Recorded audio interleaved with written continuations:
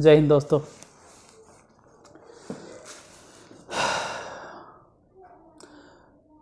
हट इसलिए गए, हम शांत इसलिए हैं, जैसे कि आप देख लीजिए कि आज से नया चैप्टर स्टार्ट होने वाला है। चैप्टर नया, एक्सरसाइज नया और क्वेश्चन भी नया। ऐसा नहीं कि पुराना टाइप चलेगा। देखिए चैप्टर तो 2 चर वाला रैखिक समीकरण स्टार्ट होगा और चैप्टर तो है ही है 2 चर वाला रैखिक समीकरण। उस 2 चर वाले रैखिक समीकरण में जो फर्स्ट टॉपिक हम बतलाने वाले हैं वो है प्रतिस्थापन विधि। ऐसे 2 चर वाले रैखिक समीकरण को हल करने के 5 विधि है। वो पांचों मेथड हम किसी न किसी वीडियो में बताए होंगे। चलो नहीं बताए हैं तो ये पूरा ख़त्म होने के बाद हम पांचों मेथड बता देंगे। एक होता है प्रतिस्थापन विधि, उससे भी पहले तो एक होता है तुलनात्मक विधि। तुलनात्मक विधि अगर कोई लिखना चाहो तो लिख लो। 5 मेथड है, हम पांचों मेथड के बारे में बता देते हैं। तुलनात्मक विधि, तुलनात्मक विधि, फिर प्रतिस्थापन विधि लिखें, फिर विलोपन विधि, फिर बीजगुणन विधि और फिर अनुपात निर्णय विधि। ये पांचों मेथड के बारे में हम किसी न किसी वीडियो में तो ज़रूर जिक्र किए होंगे। रहा बात कि वो वीडियो नहीं मिल रहा है सर, तो ये जो 2 चर वाला रैखिक समीकरण हम पढ़ा रहे हैं ना, इसका जो प्ले लिस्ट होगा उसके प्ले लिस्ट में हम उस वीडियो को डाल देंगे। प्ले लिस्ट में पूरा विधि के साथ हम डाल देंगे कि कौन से मेथड से हम हिसाब को बता रहे हैं। हो सकता है इस चैनल पे नहीं बताए हों, उस चैनल पे बताए हों, अक्षय सर नारदीगंज वाले, लेकिन बताएं तो ज़रूर है। और नहीं भी बताए हैं तो ये पूरा 2 चर वाला रैखिक समीकरण जब खत्म होगा तो लास्ट में हम पांचों के पांचों मेथड बता देंगे। हम फिर से रिपीट कर देते हैं। प्रतिस्थापन विधि आप लोग पढ़ते हैं, सब कोई जानता है। विलोपन विधि आप लोग पढ़ते हैं, सब कोई जानता है, हर एक टीचर बताते हैं। बीजगुणन विधि भी सब पढ़ाते हैं। रहा बात 2 मेथड जो कोई नहीं पढ़ाता है, एक हो गया तुलनात्मक विधि और एक अनुपात निर्णय विधि। हम यही दोनों बताएंगे, लेकिन फिलहाल ये ख़त्म करने के बाद तो अभी क्लास को स्टार्ट करते हैं प्रतिस्थापन विधि से। एक्सरसाइज 3.2 देखो, विधि कोई भी हो, अगर हम प्रश्न सॉल्व कर रहे हैं, प्रश्न को हल कर रहे हैं, तो विधि कोई भी हो, 2 चर वाले रैखिक समीकरण युग्म में आंसर हर बार एक ही जैसा आता है। ये ध्यान रखना है, आंसर नहीं बदलेगा, भले विधि बदले। जैसे कि एक्सरसाइज 3.2 में पहला नंबर क्वेश्चन पहले नंबर में है 7x - 15y = 2। दूसरा है x + 2y = 3। फोकस कीजिए थोड़ा सा। एक चीज़ ध्यान में रखना कि अभी जो विधि चल रहा है वो प्रतिस्थापन विधि है, ठीक है। जैसे कि हम YouTube पे भी देखते हैं, बहुत सारे वैसे टीचर होते हैं जो किस विधि को किस विधि का नाम दे रहे हैं। जैसे अगर तुलनात्मक विधि है तो वहाँ पे बोल रहे हैं कि विलोपन विधि है, या फिर बोलते हैं कि तुलनात्मक विधि को ही प्रतिस्थापन विधि कहा जाता है। ये सब गलत बात है। तुलनात्मक विधि अलग चीज़ होता है, प्रतिस्थापन विधि अलग चीज़ होता है, विलोपन विधि अलग चीज़ है। हाँ, विलोपन को लुप्तीकरण कह सकते हैं कि विलोपन विधि ही लुप्तीकरण विधि है। विलोपन या लुप्तीकरण दोनों सेम है, लेकिन विलोपन और लुप्तीकरण सेम है। तुलनात्मक विधि आप उसको नहीं कह सकते, और अगर कह रहे हैं तो कहीं कहीं आप बच्चे को ठग रहे हैं। और आप लोग तो 10th क्लास के पहली बार 10th पढ़ रहे हो, ऐसा नहीं है कि 10-20 बार 10th पढ़ लिया हो। तो जो भी पढ़ा दिया जाता है आप लोग किताब खोल के नहीं देखते हो।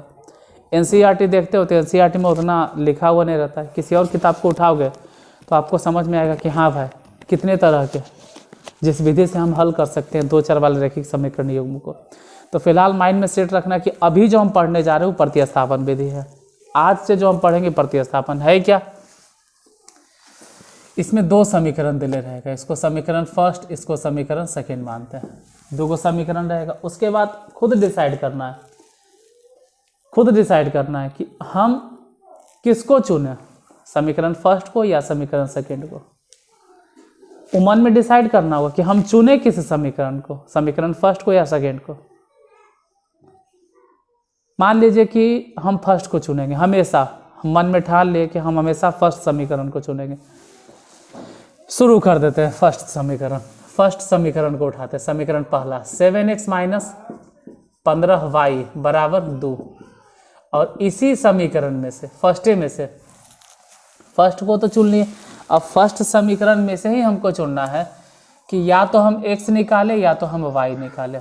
अब फिर डिसाइड करना है कि पहले तो आप पहला समीकरण चुनें कि हम पहले समीकरण को चुनेंगे, अब उसमें से आपको क्या निकालना वो भी डिसाइड करना है कि x निकालना चाहते हो या y निकालना चाहते हो। इस बात को भी आप डिसाइड कर लीजिएगा कि x चाहते हैं निकालना या y निकालना चाहते हैं।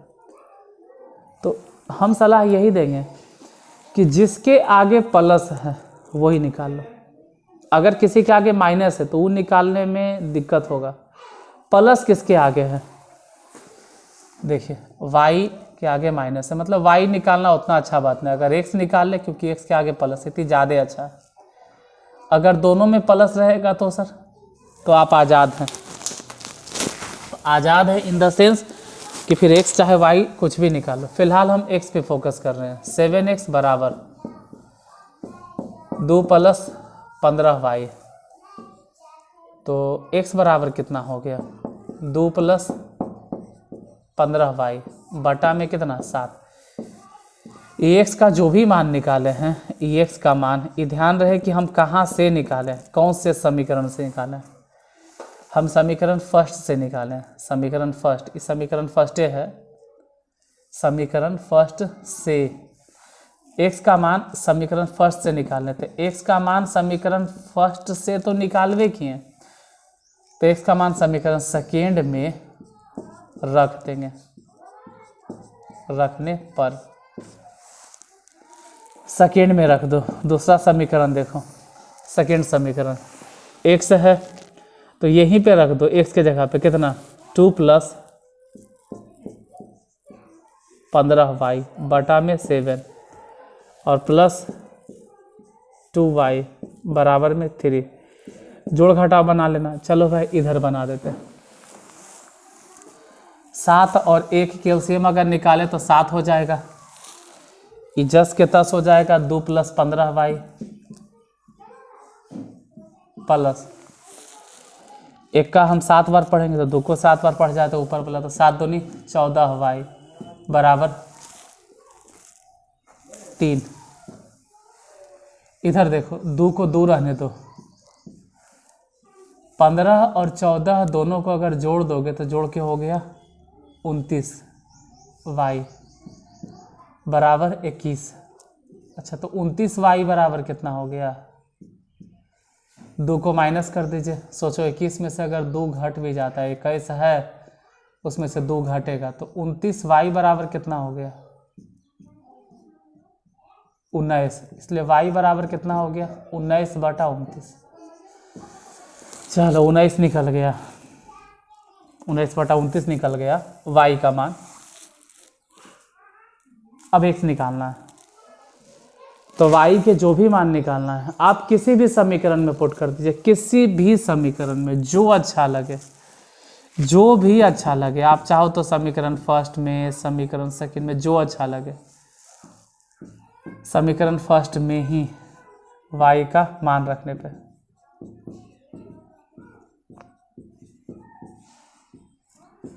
समीकरण फर्स्ट देखो, x बराबर यहीं रख दो ना यार, x बराबर 2 है तो 2 हो जाएगा, अब प्लस 15 है तो 15, y के जगह पे y का मान रखो। y माने हो जाएगा 19 बटा 29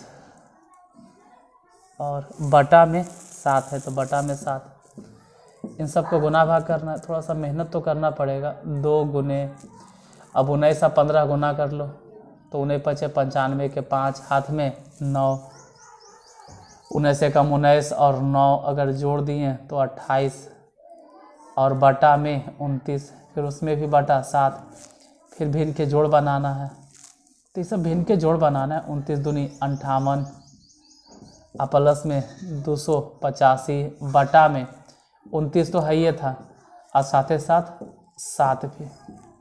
अब देखो अगर कहीं गुना उना में गलती नहीं हुआ तो x का यही मान आएगा और y कितना मान आएगा। अगर कहीं गलती नहीं किए हैं तब, और अगर कहीं जोड़ घटाव में हमसे गलती हो गया होगा तो फिर गया, तब तो आंसर नहीं मिलने वाला है। अगर जोड़ घटाव में कहीं मिस्टेक हो गया होगा तो फिर गया, आंसर नहीं आने वाला। इसको काट के अगर देखते हैं तो आंसर नहीं आ रहा। 19/29 वाई तो आ गया, x बराबर काट के देखोगे आ जाएगा 49/29 दे रहा आंसर। आप काट के देख लीजिएगा 49/29 आ जाएगा। रहा बात काटे कैसे, तो देखो वो तो आपका काम है ना। 8 5 13 के 3 हो गया, 8 5 13 1 14 4 हो गया, 343। अब बटा में 29 गुने में 7, 7 से काट दो, कई बार में 49, तो ऊपर हो गया 49 और नीचे हो गया 29, यानी x के मान हो जाएगा 49/29 और y के मान कितना हो गया 19/29। अब शुरू में ऐसा हिसाब मिल गया कि आप लोग को दिक्कत हो गया, स्टार्टिंग में ऐसा मिल गया जिसका आंसर बटा चिटा में आ गया। कोई बात नहीं, हिम्मत नहीं हारना है, डिमोटिवेट नहीं होना, अगला हिसाब देखना है। नेक्स्ट क्वेश्चन थोड़ा सा आसान मिलेगा कुछ, ये भी आसान था लेकिन एक्स वाई के ऐसा से माने आ गया ने, थोड़ा सा हिम्मत टूट जाता है। चलो अगला क्वेश्चन देखते हैं, उस हिम्मत को जोड़ते हैं।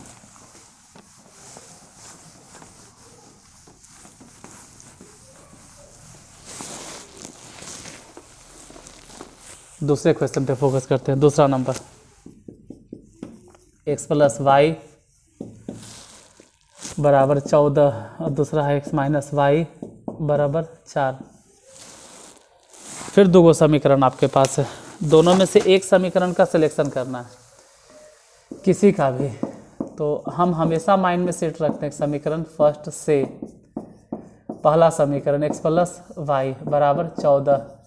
अब इसी समीकरण में से हम क्या निकालें, तो हम बोले हैं कि किसके आगे प्लस है, x के आगे या y के आगे। x के आगे भी प्लस के चिन्ह है यहाँ पे, y के आगे भी प्लस है, तो किसको निकालें। दोनों आप फ्री हैं, चाहो तो x निकाल लो, चाहो तो y। चलो x ही निकालते हैं। x बराबर 14 - y। अब जो भी x का मान निकल गया, ये ध्यान रहे कि आप कहाँ से निकाले, तो समीकरण फर्स्ट से। अब x का मान समीकरण फर्स्ट में तो नहीं रखना है, समीकरण सेकेंड में। फर्स्ट में क्यों नहीं रखेंगे, क्योंकि फर्स्ट से तो निकाल ही रहे, समीकरण सेकेंड में रखने पे रखो। समीकरण सेकेंड में सेकेंड समीकरण ढूंढते हैं, कितना, दूसरा नंबर x के जगह पे डायरेक्ट 14 - y और माइनस में y बराबर में 4। एक काम कीजिए, इधर लिखो 14, सोचो y दोनों को जोड़ देंगे तो 2y बराबर में 4। ठीक है, 14 4 को इधर भेजो, 4 जैसे ही बराबर किस तरफ लाओगे माइनस में, तो 4 अगर इधर भेजे मतलब नंबर, उधर से नंबर, तो 2y को उधर भेजो तो बराबर में 2y। बताइए कितना हो गया। देखिए 14 में से 4 गया तो 10 बराबर 2y, इसे कैंसिल, यानी y बराबर कितना, चलो यहाँ लिख देते हैं y = 5। अब y = निकल के x कैसे निकालें, तो y का जो मान निकालें वो किसी में भी रख दो। y का मान कोई भी समीकरण में रख दो, किसी भी समीकरण में। मान लो समीकरण फर्स्ट में रखने पे, समीकरण फर्स्ट में ही रखते हैं, आप किसी में भी रखिए समीकरण फर्स्ट में। समीकरण फर्स्ट कितना, यहाँ पे x है तो x रखो, फिर 14 है तो 14 और माइनस y माने 5, तो x बराबर कितना हो गया, 14 में से अगर 5 घट गया 9। यानी हल की अगर बात करें कि हल क्या निकला, तो लिख देना कि x बराबर 9 और y बराबर कितना 5। x बराबर 9 है और y बराबर कितना है 5, यही आंसर होगा। तो ये थोड़ा आसान था, आसान तो भी था लेकिन उसमें थोड़ा सा वैल्यू जो था ना वो घुमा फिरा के आ गया था नंबर।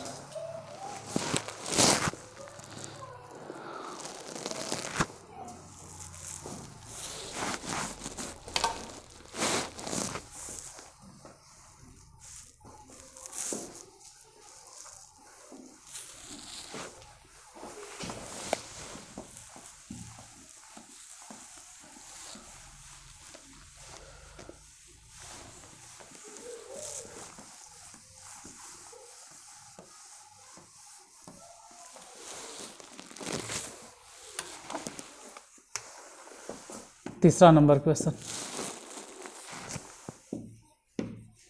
3x - y बराबर 3 समीकरण फर्स्ट। 9x माइनस 3x बराबर 9।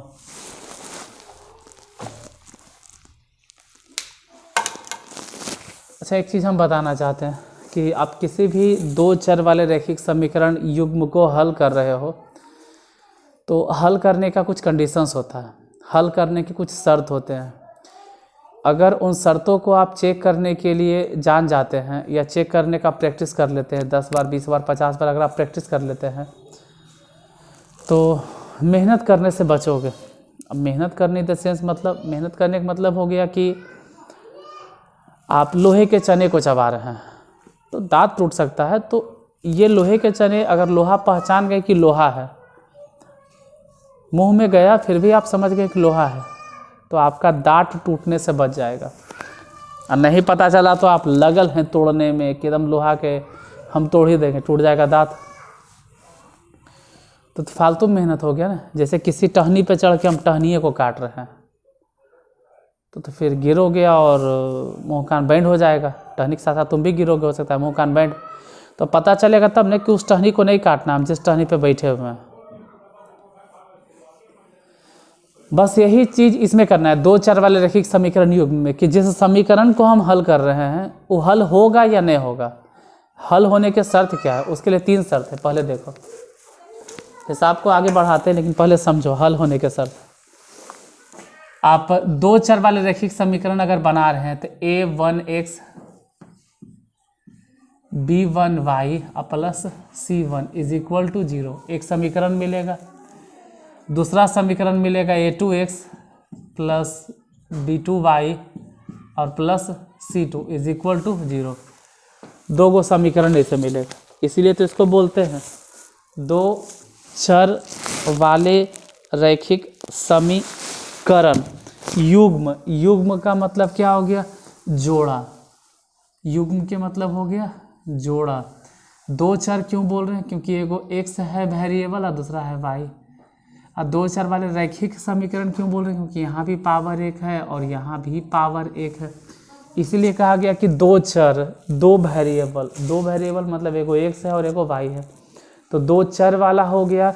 और रैखिक क्यों बोल रहे हैं, क्योंकि पावर 1 1 है, यहाँ भी पावर 1 वहाँ भी पावर 1, तो दो चर वाला रैखिक समीकरण क्यों, क्योंकि इक्वल टू 0। युग्म क्यों बोले, क्योंकि जोड़ा है। अब हल के कंडीशंस क्या है उसको ज़रा ध्यान से देखो। हल के कंडीशंस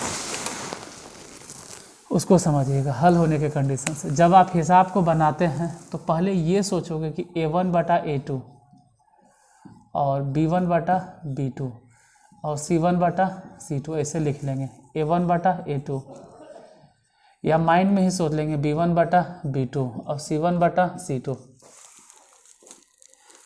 फिर a1 बटा a2 b1 बटा b2 और c1 बटा c2। अगर शुरू में ही दोनों आपस में नहीं बराबर हुआ, इसका मतलब है कि जो आप जो बना रहे हैं हिसाब एकदम सही रास्ते पर चल रहे हैं। और इसी तरह के हिसाब आपको बनाना है। इसको कहा जाता है कि इसका अद्वितीय हल होगा। अद्वितीय हल होगा। अद्वितीय मतलब दूसरा हल नहीं होगा, अद्वितीय। सिर्फ अद्वितीय का मतलब होता है सिर्फ एक ही हल होगा, सिर्फ एक ही हल होगा। और आपको यही फॉलो करना है, जो इसको फॉलो करता है आप उसको फॉलो करेंगे। अगर ऐसा हो गया सर कि यहाँ बराबर है और आगे जाके डज नॉट इक्वल टू है, तो इसको आप फॉलो नहीं करेंगे। मतलब अगर कभी ऐसा कंडीशन में लग गया तो उस हिसाब को आप नहीं बनाओगे, डायरेक्ट लिख देना कि इसके कोई हल नहीं है, कोई हल नहीं है, डायरेक्ट एकदम लिख दीजिएगा कोई हल नहीं है। और तीसरा हो गया कि अगर तीनों बराबर हो गया, पहली बात तो ये ध्यान देना है कि शुरू में दोनों आपस में कट जाए, a1 बटा a2 और b1 बटा b2 बराबर नहीं हो, तभी आप बनाओगे। अगर हो गया शुरू में बराबर, आगे कट रहा है तो कोई हल नहीं, और ऐसे रह गया तब तो बोलोगे कि अपरिमित रूप से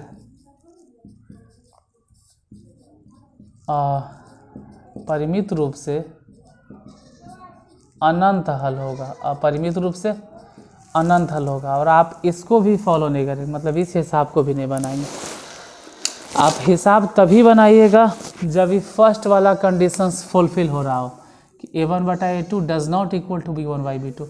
अगर a1/a2 और b1/b2 बराबर हो गया तो आगे क्या सोचना है, यही दोनों बराबर हो गया मतलब आप उस समीकरण को हल नहीं करेंगे, माइंड में फिक्स हो गया, हल नहीं करेंगे। रहा बात कि हल के बारे में अगर पूछे, कई बार ऑब्जेक्टिव में पूछ लिया जाता है, ऑब्जेक्टिव में क्वेश्चन आ जाता है और कह दिया जाता है कि निम्न में से किसका एक अद्वितीय हल होगा। तो अद्वितीय हल के लिए ऑप्शंस है कि a1/a2 does not equal to b1/b2, तभी अद्वितीय हल होगा। अगर कह दे कोई हल नहीं होगा तो a1/a2 बराबर b1/b2 और does not equal to c1/c2, तब बोलेंगे कोई हल नहीं होगा। और कह दे अपरिमित रूप से अनंत हल होगा, तो अपरिमित रूप से अनंत हल होगा मतलब तीनों के तीनों आपस में बराबर होगा।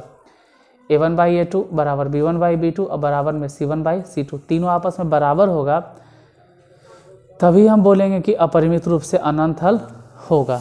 तो अपरिमित रूप से अनंत हल भी हम लोग समझ गए। कब बोलेंगे? जब a1/a2 b1/b2 और c1/c2 तीनों आपस में बराबर होगा। मतलब इसको हल नहीं करना है, सिर्फ लिख देना है अपरिमित रूप से अनंत हल होगा। और अगर शुरू में दोनों बराबर हो गया, आगे बराबर नहीं हुआ, तो बोलेंगे कोई हल नहीं होगा, तब कोई हल नहीं होगा। और अगर शुरू में ही दोनों नहीं बराबर हुआ तब अद्वितीय हल होगा। और इसी तरह के हिसाब को हम सॉल्व करेंगे, ऐसा के हिसाब को बनाना, ई माइंड में फिक्स करना। अब इतना रोक कर हम क्यों बता रहे, क्योंकि यहाँ पे समझो, यहाँ क्या है 3/9, काट दोगे तो 3/9 1/3 आएगा, यहाँ काट दोगे तो 1/3 आएगा, यहाँ काट दो 1/3। जैसे समझो यहाँ पे a1 मैंने 3 हो गया, बटा में a2 मैंने 9 हो गया, बराबर। इधर देखते हैं b1 मैंने -1 और b2 मैंने -3 हो गया। c1/c2 मैंने कितना हो गया 3, c2 मैंने कितना हो गया 9। देखो तीनों आपस में बराबर है, माइनस से माइनस कट गया, इसे ही कर 1/3 हो गया। इधर भी देखो तो 1/3 हो गया, इसको काट दो 3 3 9, तो ये भी 1/3 हो गया। यानी हम ये कह सकते हैं कि यहाँ पे a1/a2 बराबर में b1/b2 और बराबर में c1/c2। तो हल करने की ज़रूरतें नहीं है, सिर्फ लिख देना है कि अपरिमित रूप से अनंत हल होगा, अनंत हल होगा, अनेक हल होगा। हल तो तब नहीं करना है जब इस सिचुएशन को या इस कंडीशंस को कोई हिसाब फुलफिल करता है। यहाँ तो ये वाला कंडीशंस फुलफिल ही नहीं हो रहा, तो आप सिर्फ ये बोल कर निकल जाएंगे कि अनंत हल होगा। तो याद रखिएगा कि अनंत हल कब होता है? जब a1/a2 b1/b2 और c1/c2 तीनों आपस में बराबर होता है। अगर तीनों आपस में बराबर होगा तभी अनंत हल होगा। मान लो शुरू में बराबर हो गया a1/a2 और बराबर b1/b2, लेकिन आगे जाके does not equal to c1/c2, तो बोलेंगे कोई हल नहीं।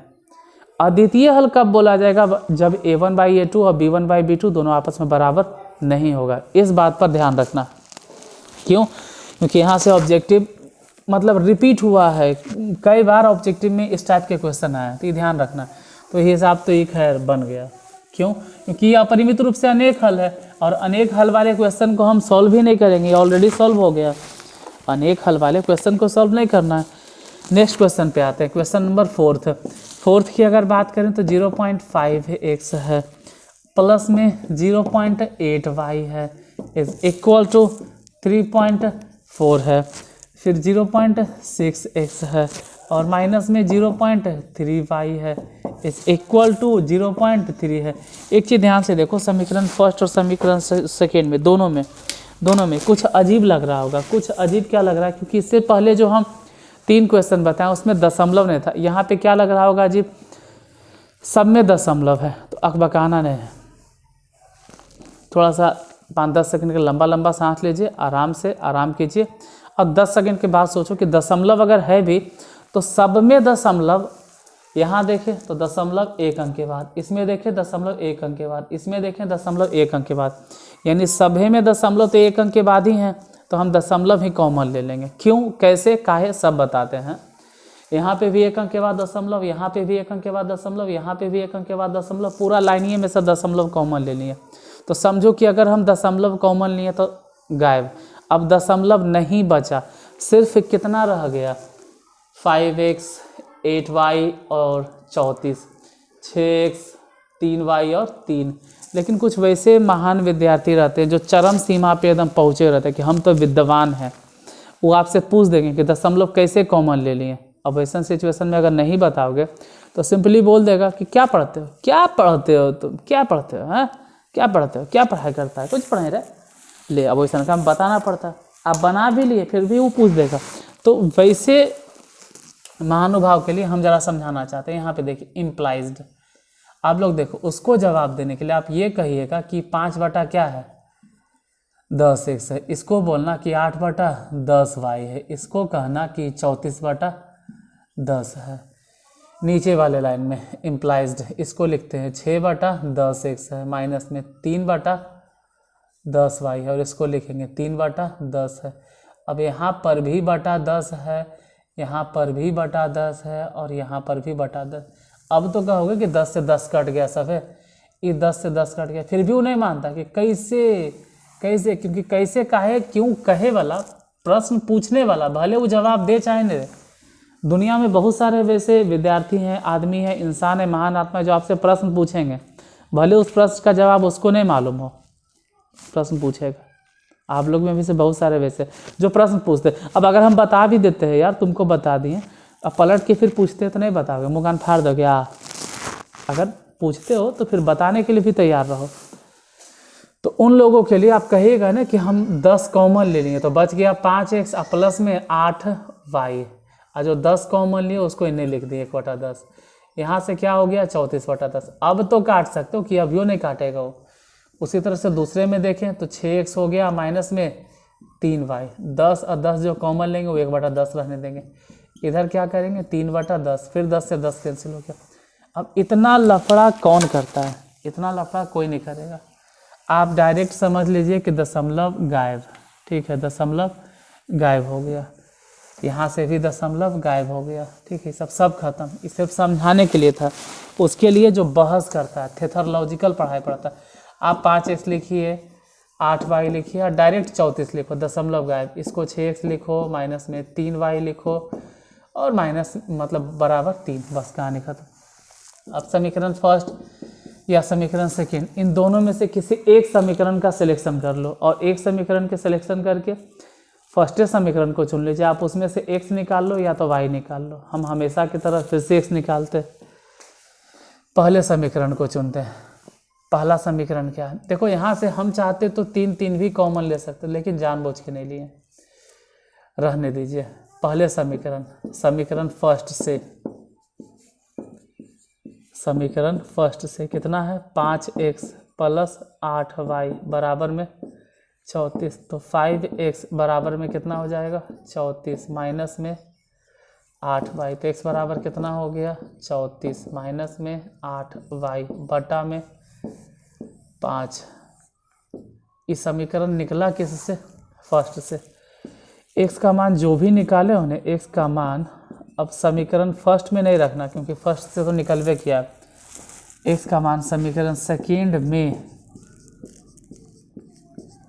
रखने पर समीकरण सेकेंड में रख दो। समीकरण सेकेंड देखना है कितना है भाई, दूसरा समीकरण देखते हैं कितना है। दूसरा समीकरण यहाँ है 6, तो 6 लिखो, और x मैंने कितना बैठाना है 34 माइनस में 8y बटा में 5 और माइनस में 3y। यहाँ पे अगर आप चाहते हैं ना तो 3 कॉमन ले लेते, 3, तो ये सिर्फ 2 बचता। खैर अगर नहीं भी कॉमन लिए हैं तो उससे कोई बड़ा नुकसान नहीं होने वाला है हमको, ठीक है। यहाँ पे आप चाहो तो पहले एलसीएम ले लो। एलसीएम कितना हो गया 5, 6 से गुना कर दो। 6 से गुना करेंगे 6 चक्के 24 के 4 हाथ में 2, 6 दिया 18, 2 20, 204 माइनस में 8 छक्के 48y, माइनस में 5 दिया 15y बराबर में कितना हो गया 3। तिरछा तिरछी गुना कर दीजिए, यानी इधर अगर 204 है तो हम 204 लिखेंगे कि 204 हो गया, माइनस में 48y और 15y दोनों को जोड़ दीजिएगा, तो 48 और 15 अगर जोड़ेंगे तो 63y होगा। देखो 48 है 15 है 63y जोड़ लेना, फिर 5 को उधर गुना कर दो तो हो जाएगा 5 तिहाई 15। अब क्या करें 204 में से 15 को घटा देंगे और इधर हो जाएगा 63y। ज़रा घटाइए, 204 में से 15 घटा। देखो अगर कहीं गलती नहीं हुआ है गुना भाग तो सही आंसर आएगा, जोड़ घटाव में गलती हो गया होगा तो खैर गए काम से। घटाइए, कितना घटाइएगा, तब तक हम इधर मिटा देते हैं। क्योंकि तो हल होने के शर्त है, ये तो सॉल्यूशन जो होता है ना, सॉल्यूशन उसका कंडीशंस है कि कब कितना होगा हल, कैसा हल होगा। फिलहाल 15 में मतलब 14 में से 5 गया तो 9, ये बच गया कितना भाई 9, 9 में से 1 गया तो 8, और ये कितना बचा तो पैसा दिया था तो 1, और इधर हो गया 63, इससे ही वाला कट जाएगा डायरेक्ट, अगर आप काटने जानते हो तो 3, y बराबर हो गया 3, चलो y तो निकल गया। अब y निकल गया तो क्या करें, तो y का मान आप फ्री हैं, आप किसी भी समीकरण में रख सकते हैं, समीकरण फर्स्ट में, यहाँ पर कोई बंदिश नहीं। बंदिश यहाँ होता है, ये होता है प्रतिस्थापन, क्योंकि यहाँ हम प्रतिस्थापन करेंगे। ये क्या है, x का जो मान निकलता है उसको हम कहीं न कहीं प्रतिस्थापित करते हैं। x का जो मान निकला है, इस x के मान को फर्स्ट से निकाले हैं तो फर्स्ट से निकाल कर दूसरी जगह स्थापित करेंगे। जैसे होता है स्थापित करना, स्थापित करना मतलब एक जगह बैठा देना, और एक होता है प्रतिस्थापित करना। स्थापित करना मतलब हो गया स्थापना कर दो, लेकिन प्रतिस्थापन मैंने क्या हो गया कि एक जगह से उठाएं और दूसरा जगह ले गए। प्रतिस्थापना, प्रति माने दूसरा और जगह माने स्थान, तो हम दूसरे जगह पे स्थापित कर रहे हैं तो उसको बोलते हैं प्रतिस्थापना। और ये कौन से मेथड है, कौन से तरीका है, प्रतिस्थापन विधि। प्रतिस्थापन मतलब एक जगह से x निकालना है, समीकरण फर्स्ट से x का मान निकालेंगे और उसको पुट कर देंगे समीकरण सेकेंड में। हम वही करते हैं यहाँ पर। समीकरण फर्स्ट है 5x + 8y = 34, इसमें से देखो x के मान निकाले और यही x का मान समीकरण फर्स्ट से निकला था। समीकरण फर्स्ट से निकालें और रखे कहाँ हुआ x का मान, समीकरण किस में रखें, सेकेंड में रखने पे, सेकेंड में रख दिए, y निकल गया। अब आप किसी में रखो y का मान लो फर्स्ट टाइम रख देते हैं यहीं पे, x बराबर 34 माइनस में 8 गुने 3 बटा में 5। समझो यहाँ पे x बराबर कितना हो गया, इधर 34 है और 8 × 24 है, तो 34 में से अगर 24 घट गया 10 बटा में 5, 5 दूनी 10, तो x बराबर हो जाएगा 2, x बराबर 2 निकला यहाँ से और y बराबर 3 है। तो हल कितना लिखोगे, अतः अभिष्ट हल, तो x बराबर बता दीजिएगा 2 हो गया और y बराबर 3 हो गया, x बराबर 2 y बराबर 3। देखो अगर प्रतिस्थापन विधि आप समझ गए हैं तो इस एक्सरसाइज में जितना हिसाब है बन जाएगा, लेकिन मेन है कि समझ में आना चाहिए ना प्रतिस्थापन विधि। अगर समझ गए तो बन जाएगा, और नहीं बने तो उसके लिए चिंता नहीं करना है। फिर हम कल आएंगे, कल फिर हम आगे के क्वेश्चन बताएंगे, उसको देखिएगा, उसको समझिएगा, दोबारा खुद से बनाना। लेकिन हम हमेशा कहते हैं कि जब भी हम बताते हैं तब तक लिखो मत, हो सके जितना संभव तो लिखना कम से कम है, कम से कम लिखना है, और दोबारा फिर से आपको खुद से बनाना है। क्वेश्चन नोट कर लीजिए, अगर आपके पास किताब नहीं है तो क्वेश्चन नोट डाउन कर लो और जगह छोड़ दो, या फिर 3-4 गो क्वेश्चन उतार लिए, क्लास ख़त्म हो गया, खुद से बना के देखेंगे और अब देखेंगे कि क्या आया। चाहो तो क्वेश्चन के साथ साथ आंसर भी लिख लो। तो आज यहीं तक, मिलते हैं फिर कल, तब तक के लिए धन्यवाद। अगर क्लास अच्छा लगा हो तो लाइक करके जाना यार, अगर लाइक कर देते हैं तो इसके लिए बहुत बहुत धन्यवाद आपको।